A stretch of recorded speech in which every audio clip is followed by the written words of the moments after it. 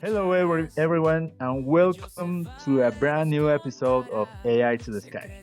I'm your host, Jose, and today I have the pleasure of welcoming a fascination person and guest, a strategist, entrepreneur, and Sid author, Mohasseb. Mohasseb. Sid has built an extraordinary career helping organizations rethink strategies leadership and innovation in the face of rapid technological disruption. Sid, thank you for joining us. How are you Thank you, today? Jose. Thank you for having me. Glad to be with you and your audience.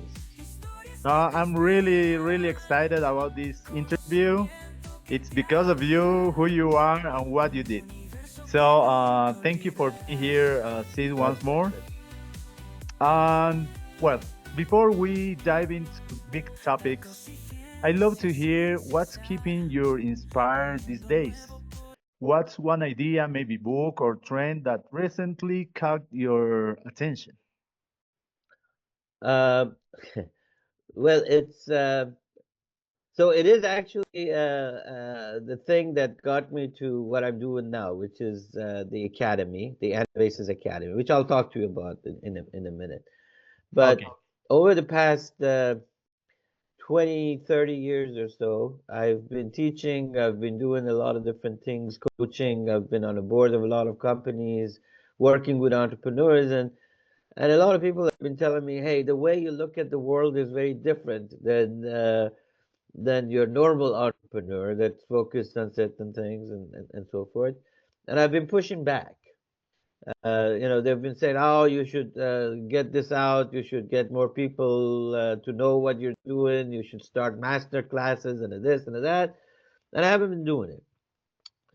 So about 6 months ago, I met a young lady in Philippines who uh, who inspired me, if you would, or provoked me to start the academy. Oh, and so it's and the pretty way it new. worked, yeah, and the way it worked out was that we were talking, and this is, the academy is all about, and I am all about provoking each other to see. Nobody can motivate you, Jose. I can only provoke you to see what you're capable of. Now the choice is then yours to what do you do with your capabilities, what do you do with your talents, what do you do with who you are, and we're all different. So what Yeah. may be practical for me is not practical for you. And what I've been seeing has been over the past, particularly a few years, is this bombarding of on internet, on Instagram, on TikTok, on Facebook, all these motivational stuff. Entrepreneurship, go one, two, be fearless, do this, one, two, three, you're going to be a trillionaire, which is nonsense. Yeah. So the combination of what I was saying, and this engagement or interaction that I had with this young lady um, was more than a book, more than more than a coach, more than whatever. And it intrigued me. It ignited me. It provoked me to again start this academy that I'm now involved with. Oh, that's really interesting to hear about you, Sid, because it's a real experience, right? So, Sid, in your view, what qualities define the kind of leaders that we need in our world, increasingly shaped by AI and, as you said, this emergency tech? Yeah, the emergent texts that are around are. Uh, I mean, we look at tech uh, as uh, as something that has changed our life or can change our life, which is true.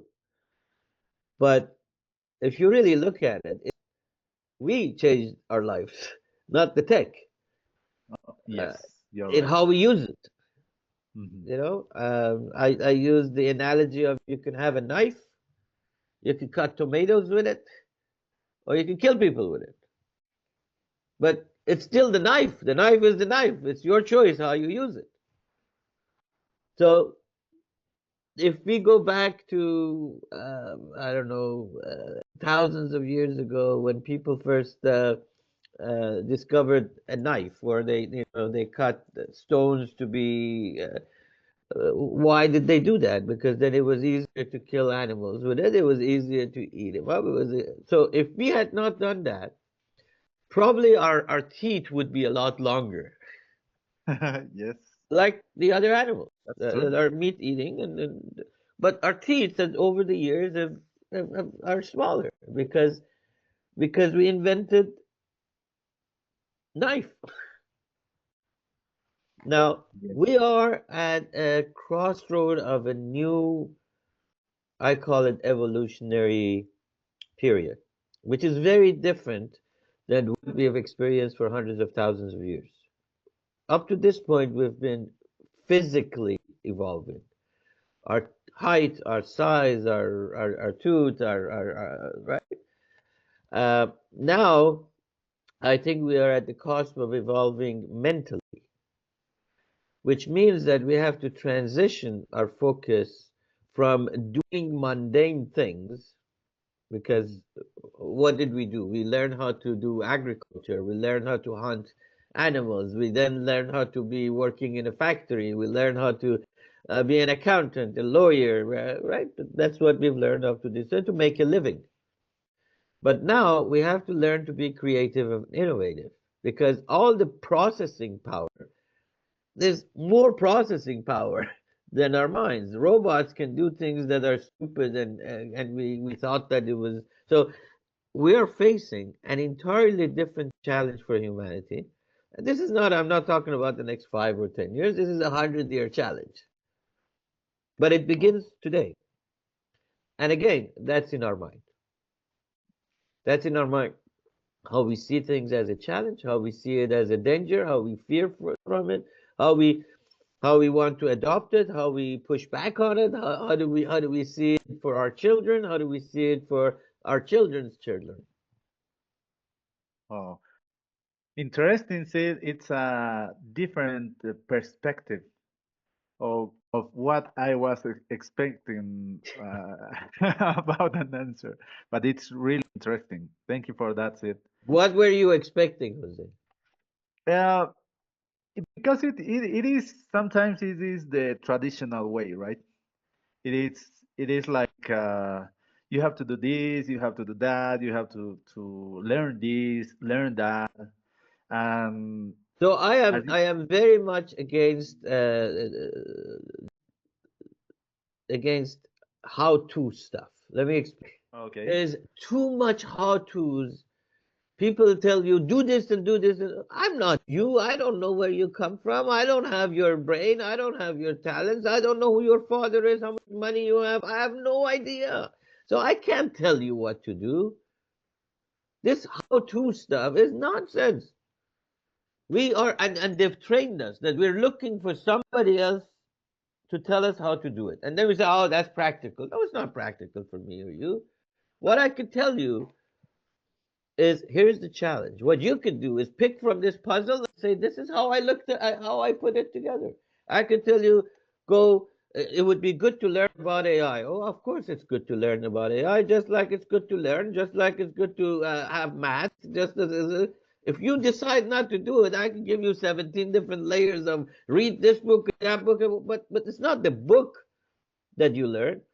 You asked me about leadership. I can give you hundreds of books to read. Okay?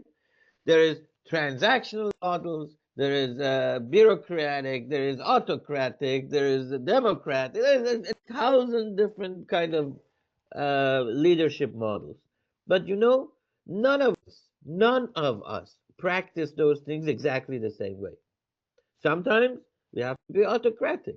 Sometimes we have to be democratic. Sometimes we have to be transactional, working on rewards. And it's just who we are, who we are leading, including ourselves. We are leading ourselves too. At what point, for what purpose?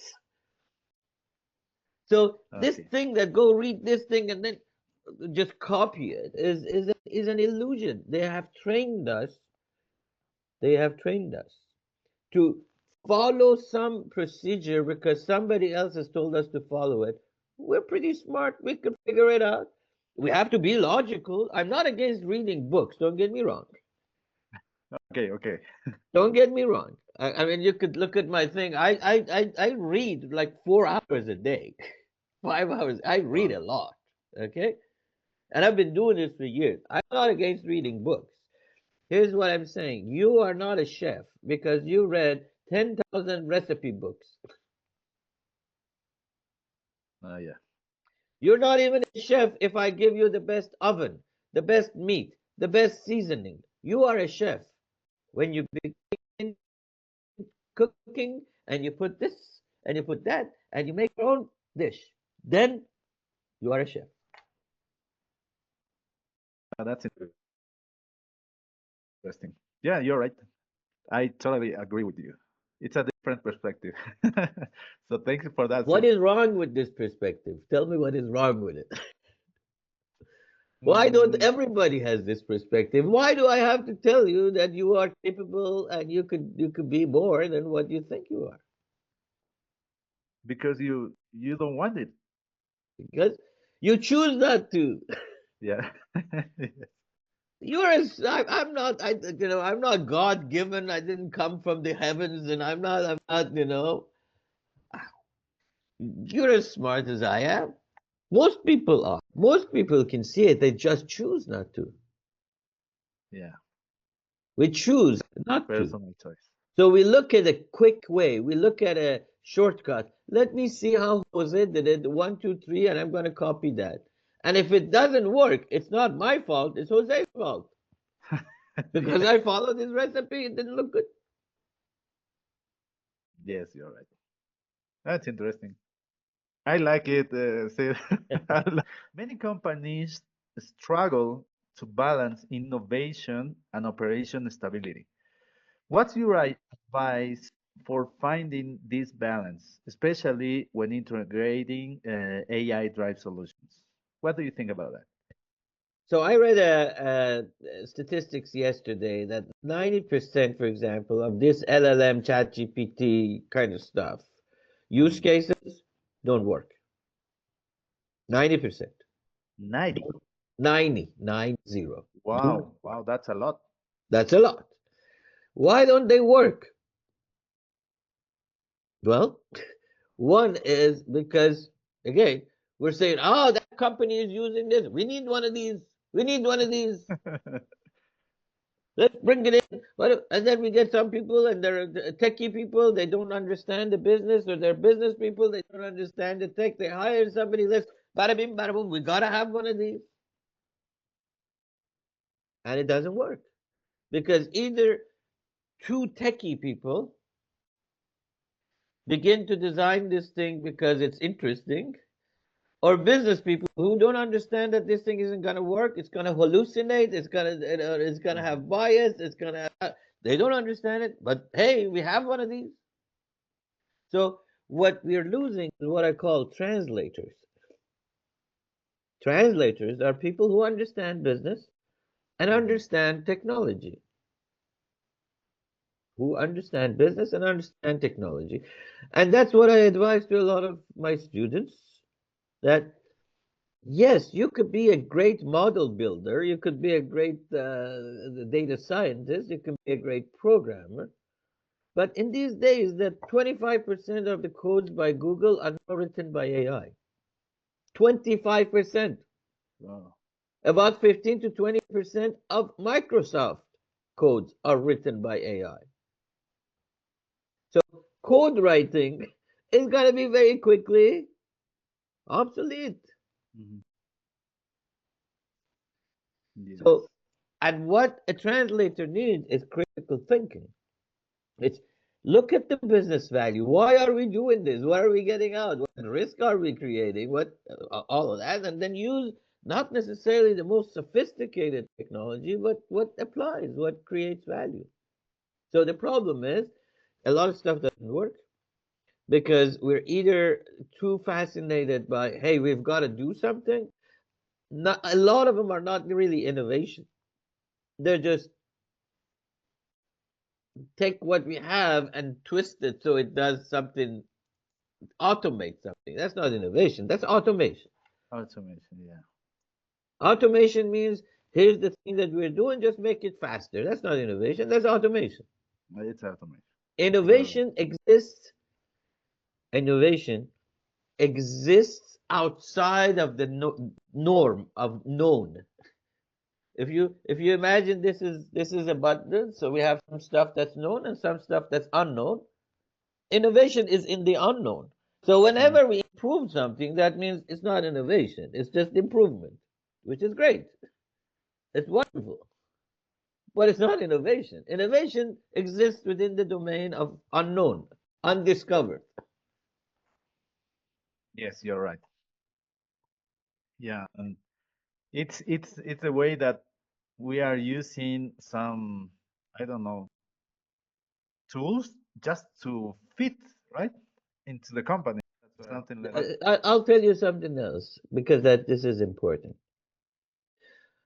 People can go watch my TED Talks, they can read my books, they would very quickly figure out that I'm all for change, right? And I say, don't leave change to chance. Change is really good. I'll say, get out of your comfort zone. I call the comfort zone your death zone. That's where you go to die. That's where your innovation dies. But there is a problem. The problem with change is also that there is a devil in it. There is a devil in change, Why? which is which is when you get fascinated for changing just for changing. And that's like what I see a lot out there. Somebody, they implement this tool and they say, oh, this is the greatest tool. The minute they start implementing, the boss says, oh, there's a new tool. This is better. Okay, drop this, get the new one. So you never get to use anything. You're just changing tool by tool. Oh, You're confusing change for a purpose with change for the sake of change. And that's the problem. So it's not innovation to just change this with something else and never get any results. You confuse the organization, you confuse people, you confuse yourself. You're just wasting time in building. It's like you want a home and you have two kids, you want to take your homes into this kid to live and kids to live in this home, right?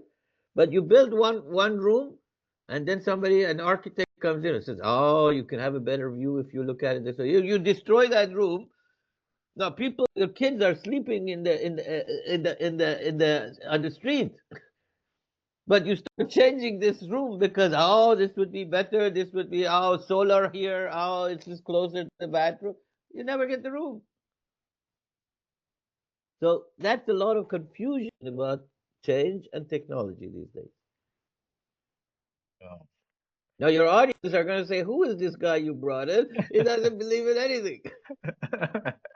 Yeah, but you're telling them the purpose and the reasons of those changes, those tools, those the way of they are thinking right now, and that's Common interesting. sense goes a long way.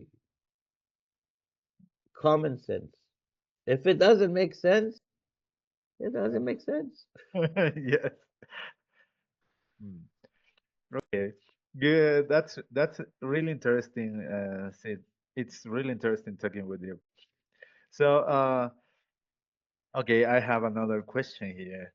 That it's, Sid, looking ahead, what industries or business models do you believe are the most at risk, maybe right now, and which ones are stand to gain most from this era that it's maybe an AI era? So we've got to dissect that question.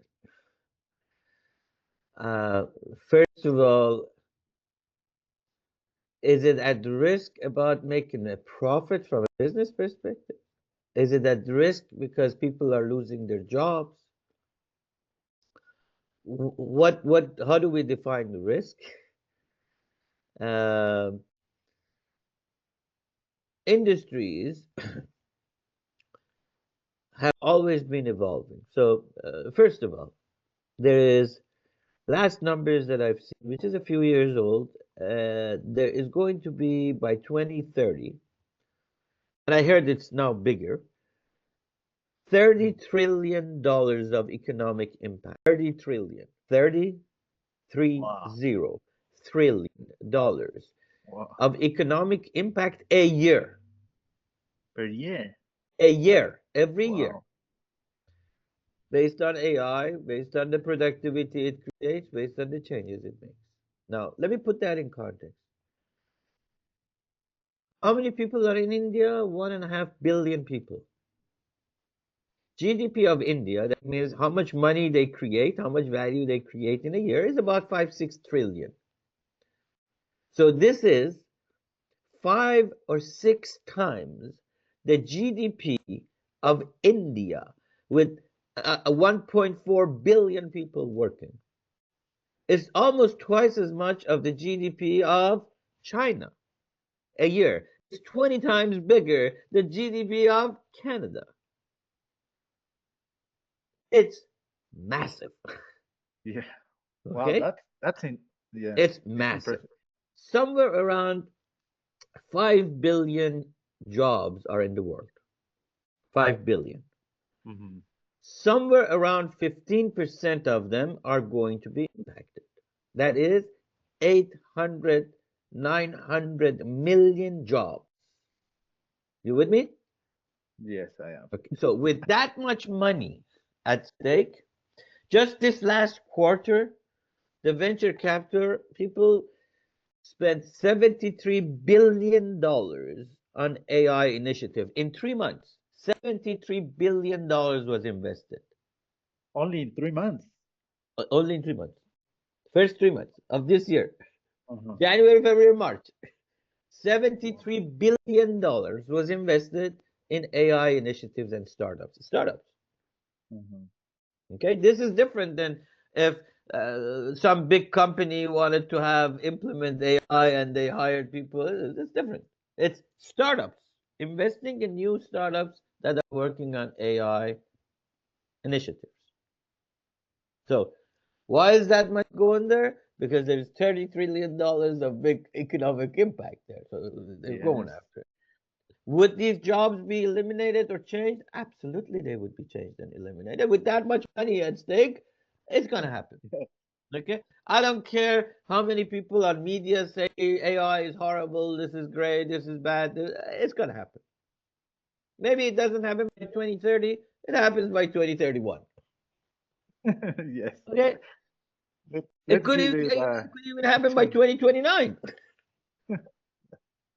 Okay? So, who is at risk? Let's define risk.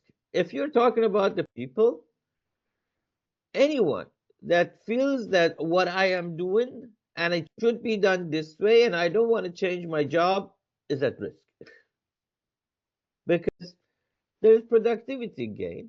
And if you don't want to change the way you think or approach it, you're at risk.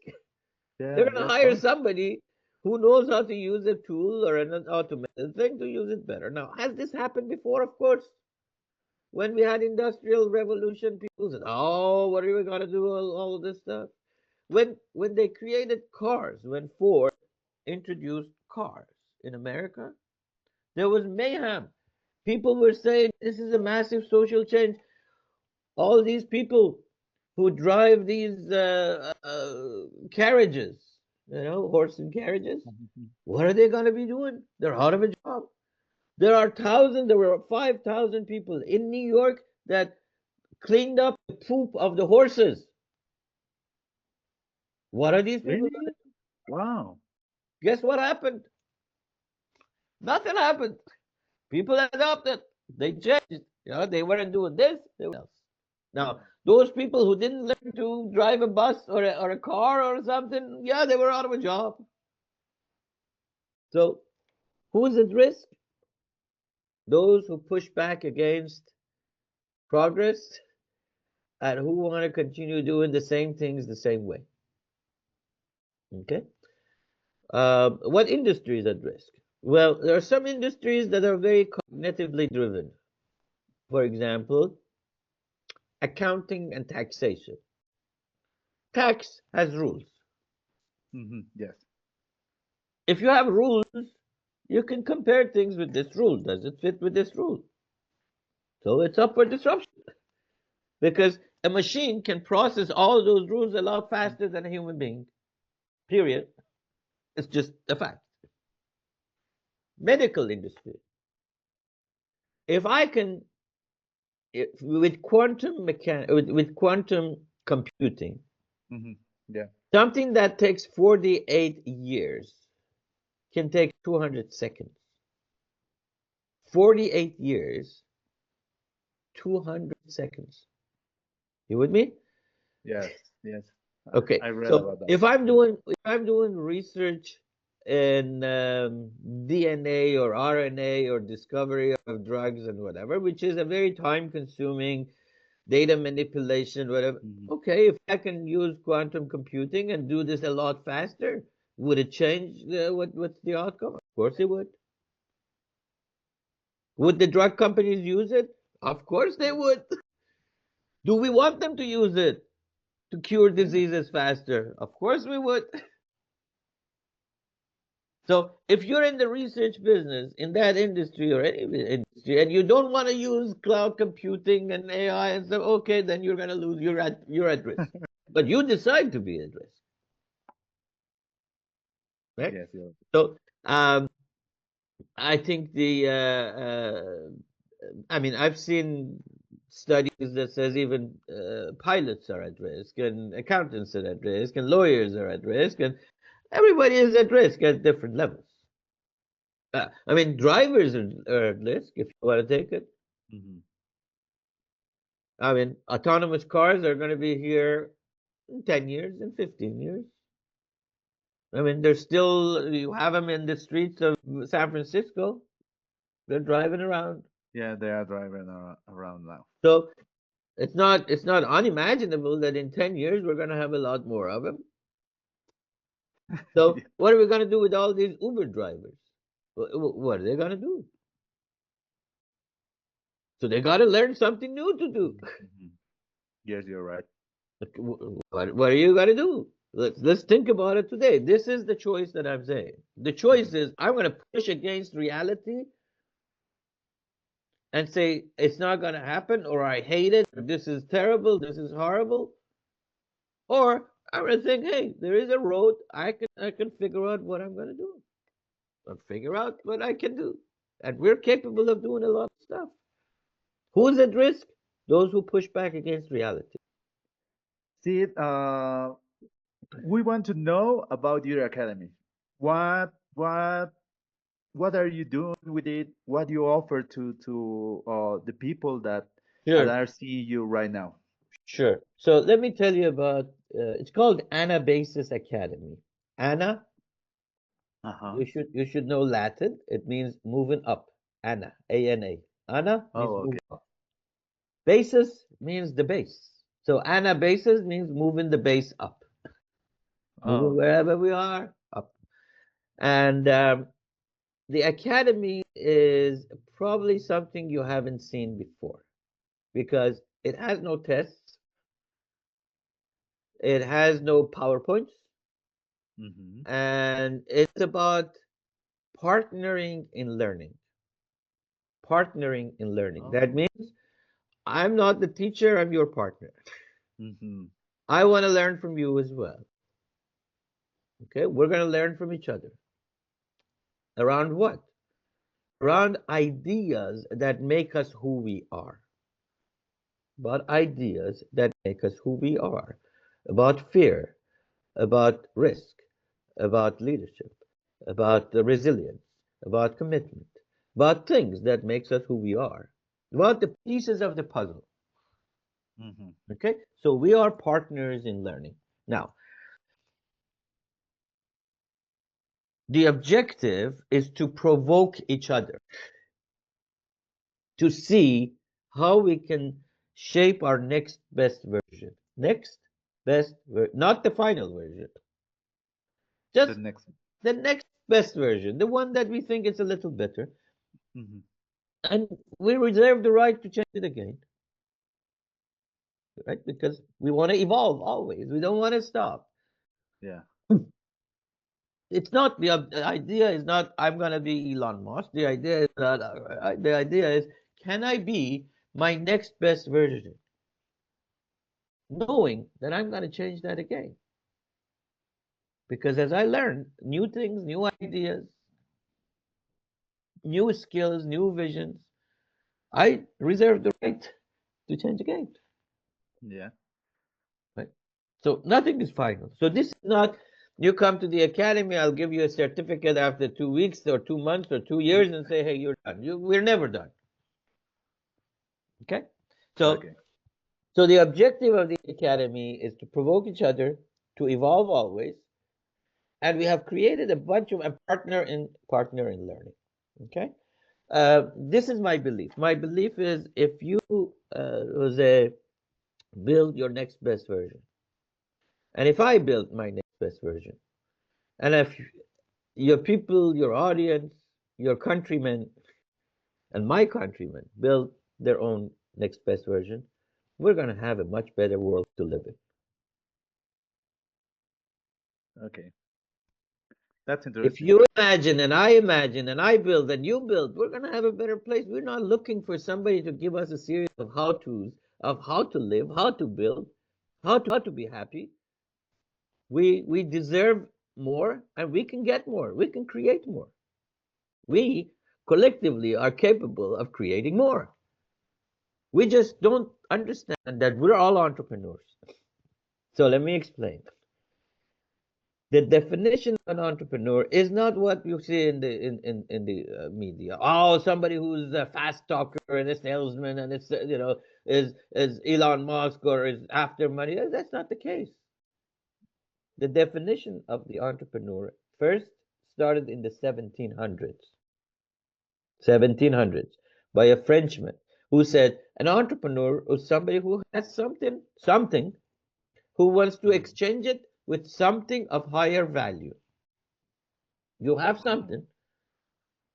You want to exchange it with something of higher value. What do you have? What is that something? Whatever you decide. It could be your time. It could be your idea. It could be a product. It could be a service. You decide what you have. So if I'm working for a company, what do I have? I have my creativity. I have my time. I'm exchanging that with something that I think is of higher value.